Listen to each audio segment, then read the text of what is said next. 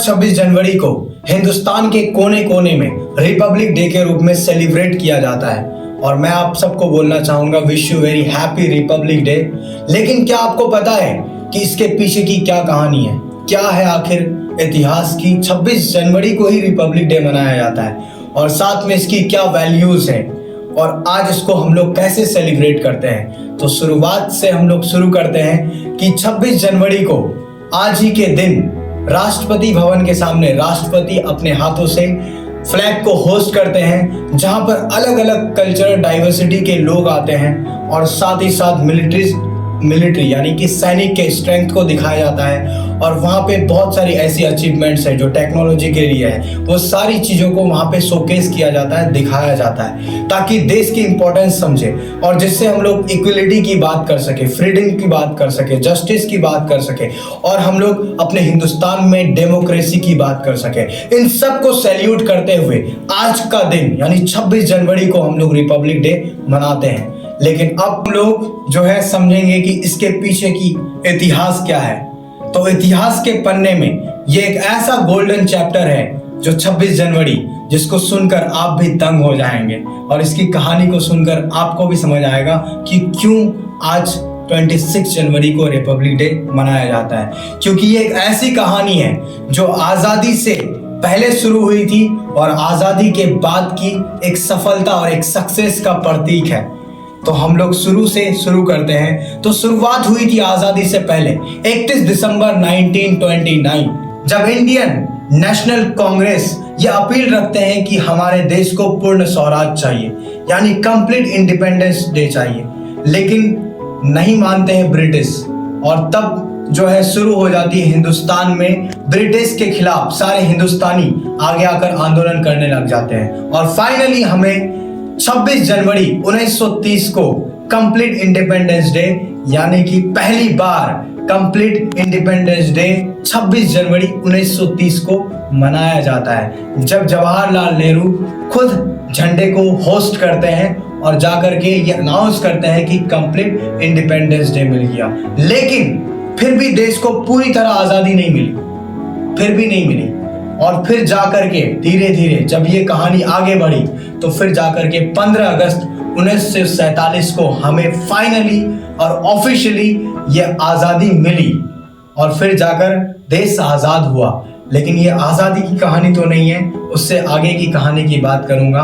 और आज़ादी मिली है इसके बारे में सबको पता है कि कितने लोगों ने कुर्बानियाँ दिया है, वो एक बहुत ही बड़ा, एक अपने आप में बहुत बड़ा चैप्टर है। लेकिन आज हम लोग बात करेंगे आज़ादी से आगे की, कि आज़ादी भी हिंदुस्तान के लिए काफ़ी नहीं थी, क्योंकि ब्रिटिश ने जो 200 साल तक राज किया तो हिंदुस्तान के सारे रूल्स रेगुलेशन बदल दिए थे, बहुत कुछ बिखर के रखे थे। अब उन सब को ठीक करने की बारी थी और तब क्या हुआ तो अब आगे बात करेंगे। तब होती है एक ऐसी कॉन्स्टिट्यूशंस असेंबली की शुरुआत, जिसको बोलते हैं संविधान बनाने की सभा की शुरुआत। और इस सभा में कुछ ऐसे लोग, ऐसे लेजेंडरी जो देश के लिए जेन्युइनली कुछ चाहते हैं कि देश में बेहतर हो, कुछ बेहतर हो, अच्छा हो, देश का भला हो, देश के नागरिक का भला हो, वो चाहते हैं। और वो सारे लोगों में से अगर मैं बताऊं तो टोटल लोग होते हैं 389 लोग, यानी 389 मेंबर्स मिल करके इस चीज को डिसाइड करते हैं असेंबली के अंदर कि अब हमें अपने देश के फंडामेंटल राइट्स के बारे में सोचना है। और अगर आपको बताऊं तो इस असेंबली के अंदर एक ऐसे व्यक्ति के बारे में मैं बात करूंगा जो इस असेंबली का चेयरमैन होता है, जिनका नाम है डॉक्टर भीमराव अंबेडकर, जिनकी पुरानी कहानी हो या फिर यहाँ की कहानी या आगे जो भी इन्होंने किया है, जो लिखा है, जो बताया है, वो बहुत ही इनक्रेडिबल है। और डॉक्टर भीमराव अंबेडकर और बाकी पूरी टीम ने मिलकर के हमारा संविधान लिखा गया यानी कॉन्स्टिट्यूशन लिखा गया, जिस कारण से आज डॉक्टर भीमराव अंबेडकर को हम लोग फादर ऑफ कॉन्स्टिट्यूशंस के रूप में मानते हैं। और फिर शुरुआत हुई और बात होने लगी कि देश का भला कैसे हो, कैसे फंडामेंटल राइट्स के ऊपर बात हो, इक्वलिटी के ऊपर बात कैसे होगी, फ्रीडम के ऊपर कैसे बात हो, ये सारी चीजें कि देश को क्या ऐसा मिले जिससे कि देश का हर एक नागरिक खुश रहे। तो इस कारण से उन सब ने मिलकर के जो बनाया कॉन्स्टिट्यूशन, इसमें टाइम लग गया 2 साल 11 महीने और उसके बाद 18 दिन। ये टोटल इतने दिन बाद फाइनली जाकर कर हमारा संविधान बना, जिसमें बहुत सारी चर्चाएं हुई, बहुत सारी बातें हुई, सबकी बातें रखी गई असेंबली के अंदर। 389 लोगों में से हर किसी ने अपनी अपनी बातें रखी और फाइनली जाकर हमारा संविधान बनकर तैयार हो गया। और फिर संविधान बनकर तैयार तो हो गया, और ये तैयार कब हुआ तो आपको बता दूं कि ये जब संविधान बन गया था वो था डेट 26 नवंबर 1949। तो आप सोचेंगे तब तो मनाना चाहिए था 26 जनवरी, लेकिन ऐसी बात नहीं है।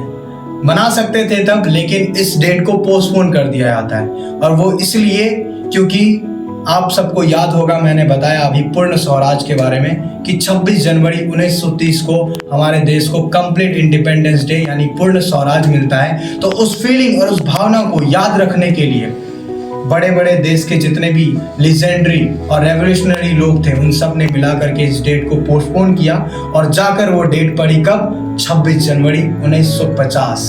आज ही का वो दिन जब हम सारे देशवासी सब लोग इसको सेलिब्रेट कर रहे हैं, और फाइनली ऑफिशियली पूरे हिंदुस्तान में ये अनाउंसमेंट हुई कि 26 जनवरी 1950 को रिपब्लिक डे के रूप में मनाया जाएगा। और हर एक हिंदुस्तानी को, चाहे वो इक्वलिटी हो या फ्रीडम हो या डेमोक्रेसी की बात हो या किसी की भी बात हो, उसके लिए उन सबकी वैल्यू दी जाएगी, ताकि देश का हर एक नागरिक को हक मिले अपनी बात करने का, और साथ ही साथ अपने हक से देश का वो नेता चूज करना जो उनके लिए काम करे। और अगर यहाँ मैं एक बात बोलूं कि अब्राहम लिंकन ने जो बोला है, बहुत ही इंटरेस्टिंग बात है, by the people, for the people और ऑफ द पीपल। ये एक ऐसी स्टेटमेंट है जो हिंदुस्तान के हर एक लोगों के लिए बिल्कुल उनके फंडामेंटल राइट्स पे फिट बैठती है। और इस तरह से अलग अलग लोगों ने अपने अपने पॉइंट्स रखे, और इस तरह से हमारा संविधान बन पाया। 26 जनवरी की अगर वैल्यूज की बात करें तो 26 जनवरी की असली वैल्यू है कि हमारा देश जो है एक डेमोक्रेटिक देश होना चाहिए।